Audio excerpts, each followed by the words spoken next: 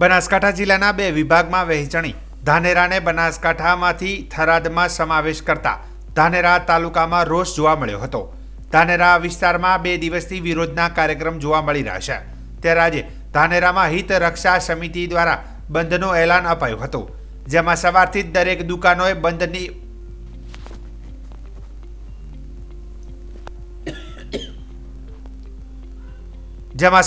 દરેક દુકાનદારોએ બંધ કરી બંધના એલાનને ટેકો આપ્યો હતો। જો કે ધાનેરામાં અમુક લોકોના મત અલગ અલગ જોવા મળ્યા હતા। અમુક માણસો થરાદ જવા માટે રાજી હતા, જ્યારે અમુક માણસો બનાસકાંઠાને પકડી રાખ્યો છે। જો કે આ સમયે રાજકીય આગેવાનો તેમજ પ્રજા એક થઈ બનાસકાંઠામાં ધાનેરા હોય એ અગત્ય માને છે। આ સમયે ધાનેરાના ધારાસભ્ય માવજીભાઈ દેસાઈ તથા નગરપાલિકાના પૂર્વ પ્રમુખ બળવંતભાઈ રાવ, આમ આદમી પાર્ટીના આગેવાન કાળુભાઈ તરક, ધાનેરા હિત રક્ષા સમિતિના અનેક કાર્યકરો તેમજ ધાનેરાના વેપારીગણો હાજર રહ્યા હતા અને ધાનેરાની જૂના બસ સ્ટેન્ડથી મામલતદાર કચેરી સુધી મોટી રેલી નીકાળી હતી। જે બાદ નાયબ કલેક્ટરને આવેદનપત્ર અપાયું હતું અને બનાસકાંઠામાં ધાનેરાના પ્રશ્નને ફરીથી બેઠક કરી વિચારી બનાસકાંઠામાં ધાનેરાને રાખે તેવી માંગ કરી હતી। બનાવવાથી ખરેખર લોકો ખુશ થવા જોઈએ, એની જગ્યાએ લોકો દુઃખી કેમ છે એ આપ પણ જાણો છો અને આપણા મીડિયાના માધ્યમથી હું પણ સરકારનું ધ્યાન દોરવા માગું છું કે આ અહીંયાની રાજનીતિ છે એ કિન્નાખોરીની રાજનીતિના કારણે અમરે ધાનેરા તાલુકાને જ્યારે થરાદમાં નોખવામાં આવે છે, બિલકુલ થરાદની અંદર અમારે જવું જ નથી। એનું કારણ કે અમારા છોકરા ભણતા હોય તો ગાંધીનગર, મહેસાણા, અમદાવાદ એ બાજુ ભણતા હોય છે, કોઈ હોસ્પિટલનું હોય તો ત્યાં આગળ અમદાવાદ એ બાજુનું કામ હોય છે। અમારે હવે થરાદ અને વાવ થરાદ બાજુ જવાનો ક્યાં વાત આવે છે? એટલે અમારું કામ જેવું કરીને અમે રિટર્ન આવતા હોય તો રિટર્નની અંદર અમદાવાદથી અમે આવતા હોય ને તો પાલનપુર ઊભા હોય તો રાજસ્થાનનું ગાડીઓનો સાધન બાડમેરનો કે જેસલમેરનો કે કોઈ પણ માણસ જતો હોય તો પણ અમને ધાનેરા છોડીને જાય। હવે થરાદની અંદર અમે ઊભા હોય તો થરાદથી કઈ સાધન આવવાનું છે? કોઈ રેલવેની ત્યાં વ્યવસ્થા નથી, કોઈ જાતની વ્યવસ્થા નથી। આજે બનાસ ડેરી છે તો પણ પાલનપુરમાં છે। તમામે તમામ કલેક્ટર કચેરીથી મોડીને તમામ અને આજે એક કેવાસી વાળી વાત કરું હું, છેલ્લા 3 મહિના 4 મહિનાથી લોકો લાઈનમાં લાગ્યા છે। સર્વર ડાઉન છે। જો સર્વર ડાઉન આટલા જૂના જિલ્લાનું સર્વર ડાઉન છે અને અમને હવે તમે થરાદ નોખો છો તો અમારા ડોક્યુમેન્ટ તમામ બદલાવાના થશે। રેશન કાર્ડ, ચૂંટણી કાર્ડ, આધાર કાર્ડ ટોટલ અમારા બદલાવાના થાય ત્યારે તમે વિચાર કરો કે આ અમારા 5 વર્ષનું લાઈનમાં જ રહેવાનું? ધાનેરા હાથે આ કિન્નાખોરી વર્ષોથી ચાલી રહી છે અને ધાનેરાનું રાજકારણની અંદર મારે તો દરેક રાજકીય વ્યક્તિની મારી વિનંતી છે કે હવે તમે કોંગ્રેસ, ભાજપ, આમ આદમી કે જે બી હોય તમામ લોકો એક થઈ જાઓ, નહીંતર આવનારા સમયમાં આ પ્રજા તમને રાજકીય ક્ષેત્રે તમને માફ નહીં કરે અને તમે પણ પાપ કરો છો। આ બાબતે જો રાજકીય ક્ષેત્ર પણ જો ચૂપ રહેશે અને મેદાનમાં નહીં આવે અને જેની લાગવળગ જ્યાં લાગે ત્યાં પોતાની લગાડીને આ જિલ્લો એમાં રહે એવી દરેકને મારી વિનંતી છે, રાજકીય લોકોને। અને જે સંગઠનોએ આજે બંધ પાડ્યું છે એ સંગઠનોને પણ હું આજના તાપે કે એમને પણ ધન્યવાદ આપું છું, કારણ કે તમે આજે રાજકીય લોકો અવાજ નથી ઉઠાવતા અને સંગઠનો ઊભા થાય છે સ્વયંભૂ, ત્યારે આપણે રાજકીય તરીકે જો બહાર નહીં આવે તો આ પ્રજા આપણને સહન કરશે નહીં અને આવનારા સમયમાં આપણને પણ માફ ભગવાન પણ નહીં કરે। અને જે આ ધાનેરા તાલુકા ખાતે જે પણ લોકો કિન્નાખોરી કરવાની કોશિશ કરી રહ્યા છે એમને તો ભગવાન માફ નથી જ કરવાનો, કારણ કે ધાનેરાની અંદર વધુમાં વધુ આજે દૂધ હોય તો ધાનેરાની અંદર થાય છે। તેમ છતાં અને બનાસ ડેરી છે એ પણ પાલનપુરમાં છે, તો તમે અમને થરાદમાં કેવી રીતે નોખી શકો? અમારો તમે એક વહીવટ ત્યાં છે, અમારો બનાસકાંઠા એટલે નદીના નામથી આજ બનાસ નદીના નામથી બનાસકાંઠા પડ્યું છે, કોઈ ગામના નામથી નહીં, તો અમને ગામના નામે કેમ તમે એવું કરવા માગો છો? એટલે દરેક વ્યક્તિ આ બાબતે બહાર આવે અને આ આક્રોશ આપણે જાળવી રાખીએ અને સરકાર સુધી પહોંચાડીએ અને સરકાર આ વાતને આપણી ન સ્વીકારે તો આવનારા સમયમાં આપણે જે પણ કરવું પડે તો એ કરવા માટે આપણે તૈયાર છીએ। અને આજના તબક્કે આજે પણ ધારાસભ્ય કક્ષાના માણસ જો લોકશાહીની વાત આપણે કરશું ને તો લોકશાહીના ઢબે ચૂંટવામાં આવે છે પ્રતિનિધિ, પંચાયતથી મળીને સ્ટેટ પાર્લામેન્ટ સુધી તો પંચાયતથી મળીને પાર્લામેન્ટ. હવે અહીંયા ધારાસભ્યને પૂછ્યું તો ધારાસભ્ય એમ કે અમને તો વિશ્વાસમાં જ નથી લીધા. તો ભાઈ તમને લોકસભાના અને લોકશાહીના ઢબે જો ધારાસભ્ય આખા જિલ્લાનો તાલુકાનો આગેવાન હોય તો એને વિશ્વાસમાં લીધા વગર કરવામાં આવે છે તો આ ખરેખર લોકશાહીનું ખૂન કર્યું કે બરાબર છે. પ્રજાને વિશ્વાસમાં લેવી જોઈએ અને આ જિલ્લો અમારે બનાસકાંઠામાં જ રહેવાનો છે, થરાદમાં જવાનો નથી એ વાત અમે નક્કી કરેલી છે. આ બાબતે જે કરવું પડશે એ કરવા તૈયાર છીએ.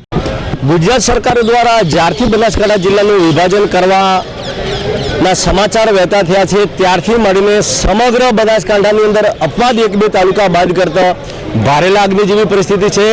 કાંકરેજ હોય, દિયાદર હોય, ધાનેરા હોય. આજે ધાનેરાની અંદર ગઈકાલના એક મેસેજના માધ્યમથી સ્વયંભૂ ધાનેરા બંધ રહ્યું છે. તે જોતાં જ સરકારે વિચારી લેવું જોઈએ કે આવનારી પરિસ્થિતિ શું નિર્માણ થઈ શકે છે. આ લોકશાહી દેશ છે, લોકશાહીની અંદર બહુમતીને પ્રાધાન્ય મળતું હોય છે, પરંતુ આ સરકાર દ્વારા નથી તો જનપ્રતિનિધિને સાંભળવામાં આવ્યા, નથી જનતાને સાંભળવામાં આવી. એક સરમુખત્યાર શાહી શાસન જેવો વહીવટ કરીને એમની મનમાની કરી અને બનાસકાંઠાનું વિભાજન કરીને ધાનેરા તાલુકાને થરાદમાં મૂકવામાં આવ્યો છે. ધાનેરા તાલુકાને થરાદમાં મૂકવાથી આટલું બધું નુકસાન છે કે એની કોઈ સીમા નથી.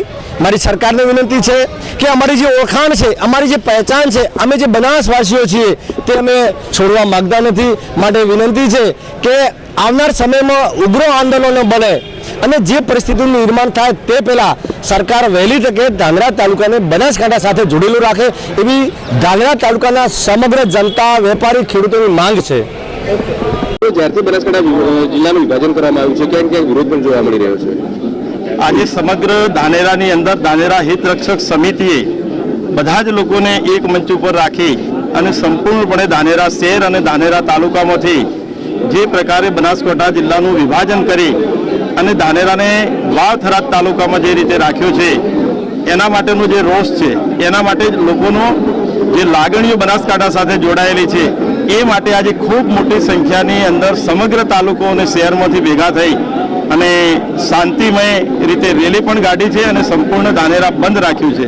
ત્યારે સરકારની અમારા સૌ વતી વિનંતી છે કે ધાનેરાના લોકોના ભલા માટે અને ધાનેરાની ભૌગોલિક પરિસ્થિતિ માટે જે ધાનેરાનો છેવાડાનો જે વિસ્તાર છે, વાછોલ, બાપલા અને એ વિસ્તારને 85 કિલોમીટરે થરાદ જિલ્લો બને છે અને થરાદ જવા માટે 4 સાધનો બદલવા પડે ત્યારે થરાદ પહોંચાય. અને થરાદ અને વાવ એ છેક બોર્ડર ઉપર આવેલો જિલ્લો છે, જેનાથી કરીને ધાનેરાની પ્રજાને ખૂબ જ અગવડતા ભોગવવી પડે એ પ્રકારની પરિસ્થિતિ બની છે. ધાનેરા વધારે દૂધ ઉત્પાદન કરતો જ્યારે જિલ્લો હોય ત્યારે ધાનેરાનો સંપૂર્ણપણે વહીવટ પાલનપુર સાથે સહકારી સંસ્થાઓ સાથે પણ જોડાયેલો છે. બેંક છે, ડેરી છે અને તમામ સહકારી સંસ્થાઓ અને શિક્ષણ માટે કરીને પણ દરેક સમાજના જે ભવનો છે એ બધા જ ભવનો ભૂતકાળની અંદર પાલનપુર ખાતે બનેલા છે અને ગાંધીનગર ખાતે બનેલા છે.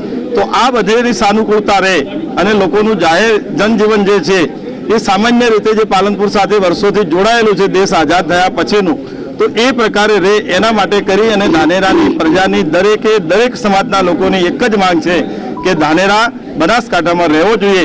અને આ માટે અમારી સરકારને ફેર વિચારણા કરવા માટે પણ વિનંતી છે. ભૂતકાળની અંદર પણ સરકારને અમે આ બાબતે 1 મહિના પહેલા અવગત કર્યા હતા કે ધાનેરાની સમગ્ર પ્રજાની માંગ બનાસકાંઠામાં રહેવા માટે છે. તો આ જ પ્રકારની આજે પણ આ રેલીના સ્વરૂપે અને શાંતિમય બંધ રાખી અને સરકારને અમારી સૌ લોકોની વિનંતી છે. માતા કી જય. બનાસકાંઠા જિલ્લાનું જે વિભાજન કરવામાં આવ્યું બહુ મોટો જિલ્લો હતો એટલે એમાંથી 2 જિલ્લા બનાવવા પડે એવી પરિસ્થિતિ હતી જ. વાવ થરાદ નવો જિલ્લો બનાવ્યો એને અમે સ્વીકાર કરીએ છીએ, પરંતુ બનાસકાંઠામાંથી ધાનેરાને જે વાવ થરાદની અંદર મૂકવામાં આવ્યું છે એના કારણે અમારા બધા જે સંબંધો બનાસકાંઠા સાથે હતા એ તૂટી જાય છે. અમારા વિસ્તારની પ્રજા વાવ થરાદમાં કોઈ દિવસ ગઈ પણ નથી. એનો સતત બનાસકાંઠા અને પાલનપુર સાથે જ આત્મમેળ અને આત્મસમર્પણ રહેલું છે. બનાસની મોટામાં મોટી ડેરી જે આપણી બનાસ ડેરી એશિયાની અંદર સૌથી વધુમાં વધુ દૂધ આપવા વાળો તાલુકો હોય તો બનાસકાંઠા જિલ્લાનો ધાનેરા તાલુકો છે. અને એ ધાનેરા તાલુકાને જ્યારે વાવ થરાદની અંદર મૂકી દેવામાં આવે છે ત્યારે તેનો વિકાસ પણ અટકી જશે.